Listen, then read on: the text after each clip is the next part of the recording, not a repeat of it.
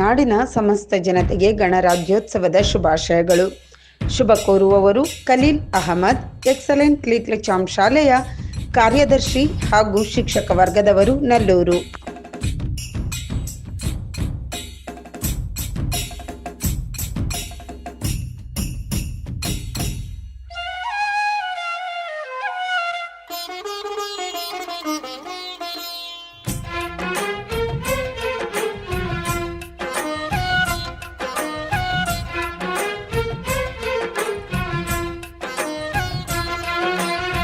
ಭಾರತಾಂಬೆ ನಿನ್ನ ಜನ್ಮದಿನ,